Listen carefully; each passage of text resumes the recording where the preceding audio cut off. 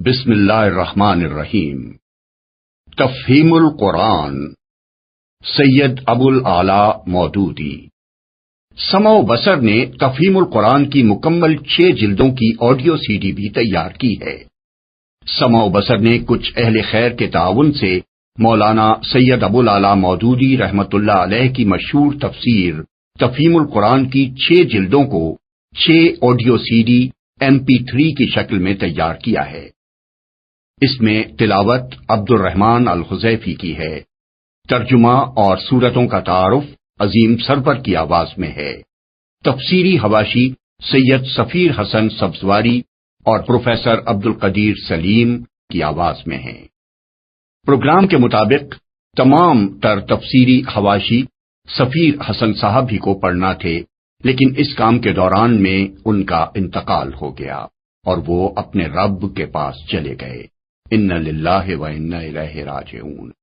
ان کے بعد پروفیسر عبد القدیر سلیم کے تعاون سے اسے مکمل کیا گیا۔ اس کام میں جن افراد نے بھی حصہ لیا ہے ان کے لیے دعائے خیر کی درخواست ہے۔ بسم اللہ الرحمن الرحیم۔ دیباچہ۔ قرآن مجید کے ترجمہ و تفسیر پر ہماری زبان میں اب تک اتنا کام ہو چکا ہے کہ اب کسی شخص کا محض برکت و سعادت کی خاطر ایک نیا ترجمہ یا ایک نئی تفسیر شائع کر دینا وقت اور محنت کا کوئی صحیح مصرف نہیں ہے۔ اس راہ میں مزید کوشش اگر معقول ہو سکتی ہے تو صرف اس صورت میں جبکہ آدمی کسی ایسی کسر کو پورا کر رہا ہو جو سابق مترجمین و مفسرین کے کام میں رہ گئی ہو، یا طالبین قرآن کی کسی ایسی ضرورت کو پورا کرے جو پچھلے تراجم و تفاسیر سے پوری نہ ہوتی ہو۔ ان صفات میں ترجمانی اور تفہیم قرآن کی جو صحیح کی گئی ہے وہ دراصل اسی بنیاد پر ہے۔ میں ایک مدت سے محسوس کر رہا تھا کہ ہمارے عام تعلیم یافتہ لوگوں میں روح قرآن تک پہنچنے اور اس کتاب پاک کے حقیقی مدعا سے روح شناس ہونے کی جو طلب پیدا ہو گئی ہے اور روز بروز بڑھ رہی ہے، وہ مترجمین و مفسرین کی قابل قدر مسائی کے باوجود ہنوز تشنہ ہے۔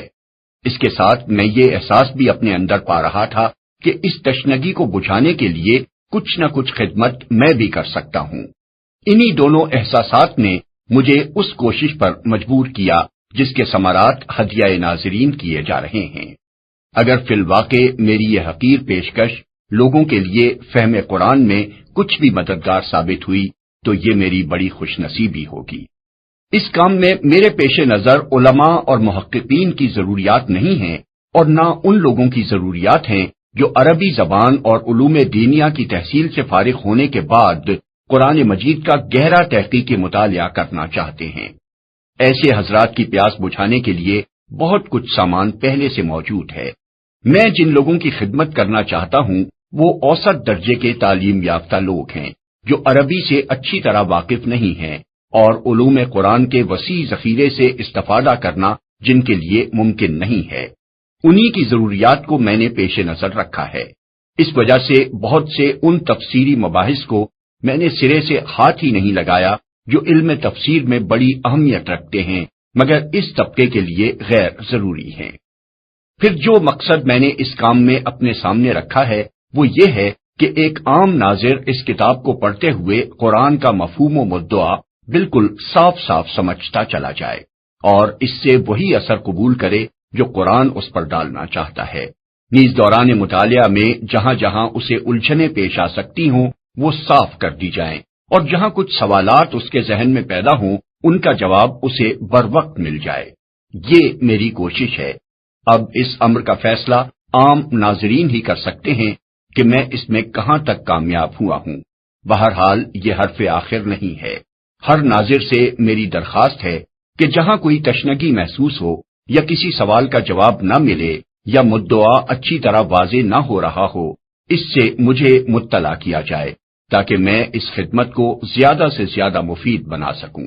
علماء کرام سے بھی میں گزارش کرتا ہوں کہ مجھے میری غلطیوں سے آگاہ فرمائیں۔ چند الفاظ ترجمانی و تفہیم کے متعلق بھی۔ میں نے اس کتاب میں ترجمے کا طریقہ چھوڑ کر آزاد ترجمانی کا طریقہ اختیار کیا ہے۔ اس کی وجہ یہ نہیں ہے کہ میں پابندی لفظ کے ساتھ قرآن مجید کا ترجمہ کرنے کو غلط سمجھتا ہوں، بلکہ اس کی اصل وجہ یہ ہے کہ جہاں تک ترجمہ قرآن کا تعلق ہے، یہ خدمت اس سے پہلے متعدد بزرگ بہتر طریقے پر انجام دے چکے ہیں، اور اس راہ میں اب کسی مزید کوشش کی ضرورت باقی نہیں رہی ہے۔ فارسی میں حضرت شاہ ولی اللہ صاحب کا ترجمہ اور اردو میں شاہ عبد القادر صاحب، شاہ رفیع الدین صاحب، مولانا محمود الحسن صاحب، مولانا اشرف علی صاحب اور حافظ فتح محمد صاحب جالندری کے تراجم ان اغراض کو بخوبی پورا کر دیتے ہیں جن کے لیے ایک لفظی ترجمہ درکار ہوتا ہے، لیکن کچھ ضرورتیں ایسی ہیں جو لفظی ترجمے سے پوری نہیں ہوتی اور نہیں ہو سکتی، انہی کو میں نے ترجمانی کے ذریعے سے پورا کرنے کی کوشش کی ہے۔ لفظی ترجمے کا اصل فائدہ یہ ہے کہ آدمی کو قرآن کے ہر لفظ کا مطلب معلوم ہو جاتا ہے، اور وہ ہر آیت کے نیچے اس کا ترجمہ پڑھ کر جان لیتا ہے کہ اس آیت میں یہ کچھ فرمایا گیا ہے۔ لیکن اس فائدے کے ساتھ اس طریقے میں کئی پہلو نقص کے بھی ہیں، جن کی وجہ سے ایک غیر عربی داں ناظر قرآن مجید سے اچھی طرح مستفید نہیں ہو سکتا۔ پہلی چیز جو ایک لفظی ترجمے کو پڑھتے وقت محسوس ہوتی ہے وہ روانی عبارت، زور بیان، بلاغت زبان اور تاثیر کلام کا فقدان ہے۔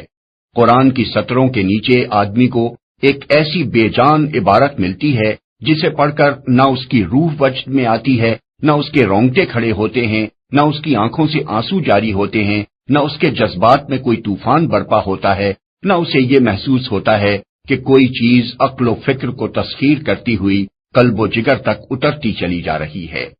اس طرح کا کوئی تاثر رونما ہونا تو درکنار، ترجمے کو پڑھتے وقت تو بسا اوقات آدمی یہ سوچتا رہ جاتا ہے کہ کیا واقعی یہی وہ کتاب ہے جس کی نظیر لانے کے لیے دنیا بھر کو چیلنج دیا گیا تھا۔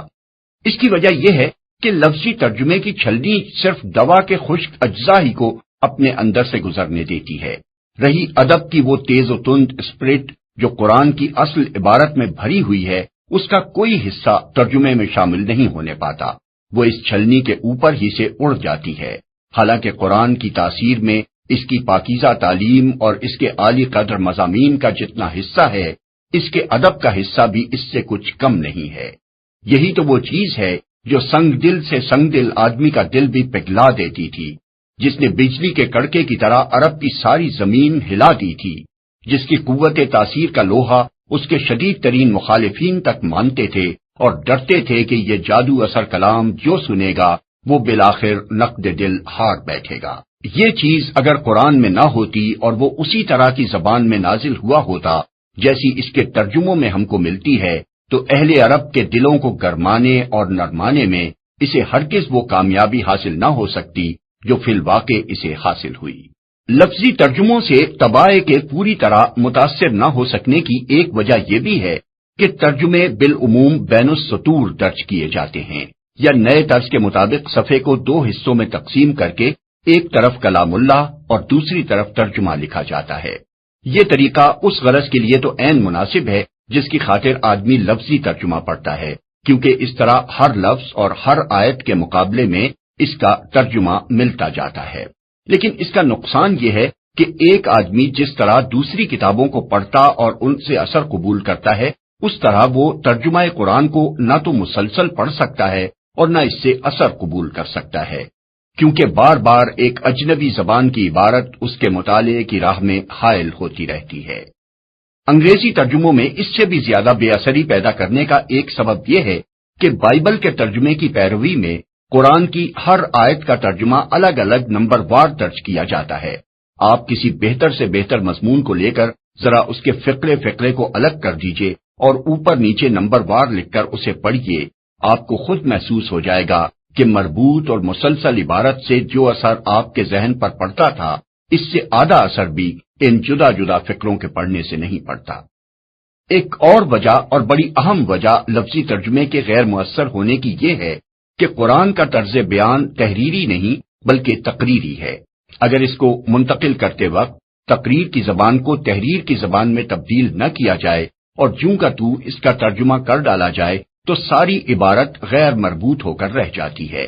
یہ تو سب کو معلوم ہے کہ قرآن مجید ابتداً لکھے ہوئے رسالوں کی شکل میں شائع نہیں کیا گیا تھا، بلکہ دعوت اسلامی کے سلسلے میں حسب موقع و ضرورت ایک تقریر نبی صلی اللہ علیہ وسلم پر نازل کی جاتی تھی، اور آپ اسے ایک خطبے کی شکل میں لوگوں کو سناتے تھے۔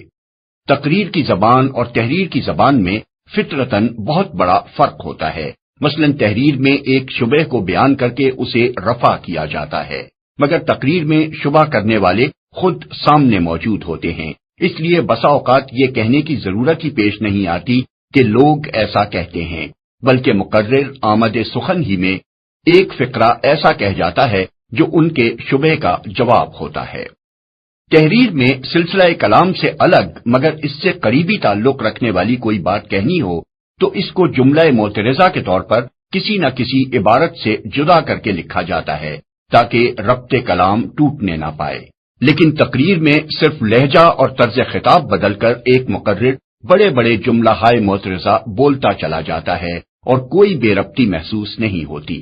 تحریر میں بیان کا تعلق ماحول سے جوڑنے کے لیے الفاظ سے کام لینا پڑتا ہے، لیکن تقریر میں ماحول خود ہی بیان سے اپنا تعلق جوڑ لیتا ہے اور ماحول کی طرف اشارہ کیے بغیر جو باتیں کہی جاتی ہیں ان کے درمیان کوئی خلا محسوس نہیں ہوتا۔ تقریر میں متکلم اور مخاطب بار بار بدلتے ہیں۔ مقرر اپنے زور کلام میں موقع و محل کے لحاظ سے کبھی ایک ہی گروہ کا ذکر بصیغہ غائب کرتا ہے اور کبھی اسے حاضر سمجھ کر براہ راست خطاب کرتا ہے، کبھی واحد کا صیغہ بولتا ہے اور کبھی جمع کے صیغے استعمال کرنے لگتا ہے، کبھی متکلم وہ خود ہوتا ہے، کبھی کسی گروہ کی طرف سے بولتا ہے، کبھی کسی بالائی طاقت کی نمائندگی کرنے لگتا ہے اور کبھی وہ بالائی طاقت خود اس کی زبان سے بولنے لگتی ہے۔ تقریر میں یہ چیز ایک حسن پیدا کرتی ہے، مگر تحریر میں آ کر یہی چیز بے جوڑ ہو جاتی ہے۔ یہی وجوہ ہیں جب کسی تقریر کو تحریر کی شکل میں لایا جاتا ہے تو اس کو پڑھتے وقت آدمی لازماً ایک طرح کی بے ربطی محسوس کرتا ہے، اور یہ احساس اتنا ہی بڑھتا جاتا ہے جتنا اصل تقریر کے حالات اور ماحول سے آدمی دور ہوتا جاتا ہے۔ خود قرآن عربی میں بھی ناواقف لوگ جس بے ربطی کی شکایت کرتے ہیں اس کی اصلیت یہی ہے۔ وہاں تو اس کو دور کرنے کے لیے اس کے سوا چارہ نہیں ہے کہ تفسیری حواشی کے ذریعے سے ربط کلام کو واضح کیا جائے، کیونکہ قرآن کی اصل عبارت میں کوئی کمی بیشی کرنا حرام ہے۔ لیکن کسی دوسری زبان میں قرآن کی ترجمانی کرتے ہوئے اگر تقریر کی زبان کو احتیاط کے ساتھ تحریر کی زبان میں تبدیل کر لیا جائے تو بڑی آسانی کے ساتھ یہ بے ربطی دور ہو سکتی ہے۔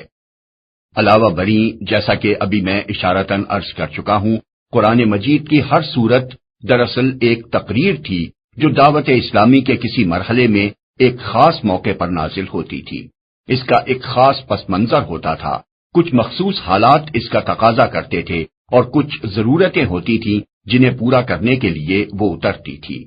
اپنے اس پس منظر اور اپنی اس شان نزول کے ساتھ قرآن کی ان صورتوں کا تعلق اتنا گہرا ہے کہ اگر اس سے الگ کر کے مجرد الفاظ کا ترجمہ آدمی کے سامنے رکھ دیا جائے تو بہت سی باتوں کو وہ قطعاً نہیں سمجھے گا اور بعض باتوں کو الٹا سمجھ جائے گا،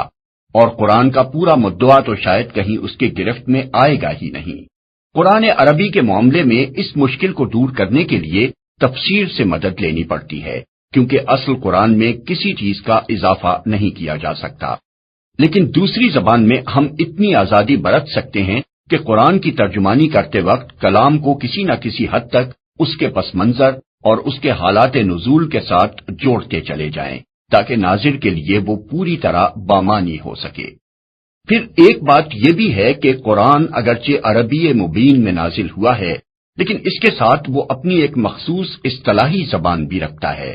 اس نے بکثرت الفاظ کو ان کے اصل لغوی معنی سے ہٹا کر ایک خاص معنی میں استعمال کیا ہے، اور بہت سے الفاظ ایسے ہیں جن کو وہ مختلف مواقع پر مختلف مفہومات میں استعمال کرتا ہے۔ پابندی لفظ کے ساتھ جو ترجمے کیے جاتے ہیں ان میں اس اصطلاحی زبان کی رعایت ملحوظ رکھنا بہت مشکل ہے، اور اس کے ملحوظ نہ رہنے سے بسا اوقات ناظرین طرح طرح کی الجھنوں اور غلط فہمیوں میں مبتلا ہو جاتے ہیں۔ مثلا ایک لفظ کفر کو لیجئے جو قرآن کی اصطلاح میں اصل عربی لغت اور ہمارے فقہاء و متکلمین کی اصطلاح دونوں سے مختلف معنی رکھتا ہے، اور پھر قرآن میں بھی ہر جگہ ایک ہی معنی میں استعمال نہیں ہوا ہے۔ کہیں اس سے مراد مکمل غیر ایمانی حالت ہے، کہیں یہ مجرد انکار کے معنی میں آیا ہے، کہیں اس سے محض ناشکری اور احسان فراموشی مراد لی گئی ہے، کہیں مقتضیات ایمان میں سے کسی کو پورا نہ کرنے پر کفر کا اطلاق کیا گیا ہے، کہیں اعتقادی اقرار مگر عملی انکار یا نافرمانی کے لیے یہ لفظ بولا گیا ہے، کہیں ظاہری اطاعت مگر باطنی بے اعتقادی کو کفر سے تعبیر کیا گیا ہے۔ ان مختلف مواقع پر اگر ہم ہر جگہ کفر کا ترجمہ کفر ہی کرتے چلے جائیں یا اور کسی لفظ کا التزام کر لیں تو بلا شبہ ترجمہ اپنی جگہ صحیح ہوگا، لیکن ناظرین کہیں مطلب سے محروم رہ جائیں گے، کہیں کسی غلط فہمی کا شکار ہوں گے اور کہیں خلجان میں پڑ جائیں گے۔ لفظی ترجمے کے طریقے میں کسر اور خامی کے یہی وہ پہلو ہیں جن کی تلافی کرنے کے لیے میں نے ترجمانی کا ڈھنگ اختیار کیا ہے۔ میں نے اس میں قرآن کے الفاظ کو اردو کا جامہ پہنانے کے بجائے یہ کوشش کی ہے کہ قرآن کی ایک عبارت کو پڑھ کر جو مفہوم میری سمجھ میں آتا ہے اور جو اثر میرے دل پر پڑتا ہے اسے حد الامکان صحت کے ساتھ اپنی زبان میں منتقل کر دوں۔ اسلوب بیان میں ترجمہ پن نہ ہو، عربی مبین کی ترجمانی اردو مبین میں ہو، تقریر کا ربط فطری طریقے سے تحریر کی زبان میں ظاہر ہو اور کلام الہی کا مطلب و مدعا صاف صاف واضح ہونے کے ساتھ اس کا شاہانہ وقار اور زور بیان بھی جہاں تک بس چلے ترجمانی میں منعکس ہو جائے۔ اس طرح کے آزاد ترجمے کے لیے یہ تو بہرحال ناگزیر تھا کہ لفظی پابندیوں سے نکل کر ادائے مطالب کی جسارت کی جائے، لیکن معاملہ کلام الہی کا تھا، اس لیے میں نے بہت ڈرتے ڈرتے ہی یہ آزادی برتی ہے۔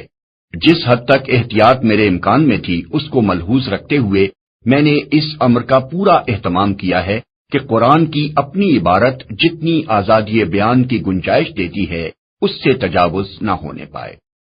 پھر چونکہ قرآن کو پوری طرح سمجھنے کے لیے ضروری ہے کہ اس کے ارشادات کا پس منظر بھی آدمی کے سامنے ہو، اور یہ چیز ترجمانی میں پوری طرح نمایاں نہیں کی جا سکتی تھی، اس لیے میں نے ہر سورے کے آغاز میں ایک دیباچہ لکھ دیا ہے جس میں اپنی حد تک پوری تحقیق کر کے یہ دکھانے کی کوشش کی ہے کہ وہ سورہ کس زمانے میں نازل ہوا، اس وقت کیا حالات تھے، اسلام کی تحریک کس مرحلے میں تھی، کیا اس کی ضروریات تھی اور کیا مسائل اس وقت درپیش تھے۔ نیز جہاں کہیں کسی خاص آیت یا مجموعہ آیات کی کوئی الگ شان نزول ہے وہاں میں نے اسے حاشیے میں بیان کر دیا ہے۔ حواشی میں میری انتہائی کوشش یہ رہی ہے کہ کوئی ایسی بحث نہ چھیڑی جائے جو ناظر کی توجہ قرآن سے ہٹا کر کسی دوسری چیز کی طرف پھیر دے۔ جتنے حاشیے بھی میں نے لکھے ہیں دو ہی قسم کے مقامات پر لکھے ہیں، ایک وہ جہاں مجھے محسوس ہوا کہ ایک عام ناظر اس جگہ تشریح چاہے گا یا اس کے ذہن میں کوئی سوال پیدا ہوگا یا وہ کسی شبے میں مبتلا ہو جائے گا، دوسرے وہ جہاں مجھے اندیشہ ہوا کہ ناظر اس جگہ سے سرسری طور پر گزر جائے گا اور قرآن کے ارشاد کی اصل روح اس پر واضح نہ ہوگی۔ جو لوگ اس کتاب سے پورا فائدہ اٹھانا چاہیں ان کو میں مشورہ دوں گا کہ پہلے ہر سورت کے دیباچے کو بغور پڑھ لیا کریں، اور جب تک وہ سورت ان کے زیر مطالعہ رہے وقتاً فوقتاً اس کے دیباچے پر نظر ڈالتے رہیں۔ پھر روزانہ قرآن مجید کا جتنا حصہ وہ معمولاً پڑھتے ہوں اس کی ایک ایک آیت کا لفظی ترجمہ پہلے پڑھ لیں۔ اس غرض کے لیے فارسی، اردو، انگریزی تراجم میں سے جس کو وہ چاہیں منتخب کر سکتے ہیں۔ اس کے بعد تفہیم القرآن کی ترجمانی کو حواشی کی طرف توجہ کیے بغیر مسلسل ایک عبارت کے طور پر پڑھیں تاکہ قرآن کے اس حصے کا پورا مضمون بیک وقت ان کے سامنے آ جائے۔ پھر ایک ایک آیت کو تفصیل کے ساتھ سمجھنے کے لیے حواشی کا مطالعہ کریں۔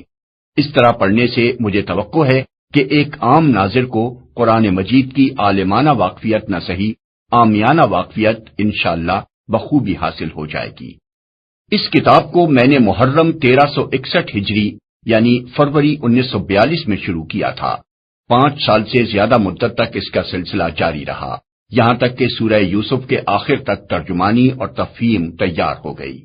اس کے بعد پے در پے ایسے اسباب پیش آتے چلے گئے کہ مجھے نہ تو آگے کچھ لکھنے کا موقع مل سکا اور نہ اتنی فرصت ہی میسر آ سکی کہ جتنا کام ہو چکا تھا اسی کو نظر ثانی کر کے اس قابل بنا سکتا کہ کتابی صورت میں شائع ہو سکے۔ اب اسے حسن اتفاق کہیے یا سوء اتفاق، کہ اکتوبر 1948 میں یکا مجھے پبلک سیفٹی ایکٹ کے تحت گرفتار کر کے جیل بھیج دیا گیا، اور یہاں مجھ کو وہ فرصت بہم پہنچ گئی جو اس کتاب کو پریس میں جانے کے قابل بنانے کے لیے درکار تھی۔ میں خدا سے دعا کرتا ہوں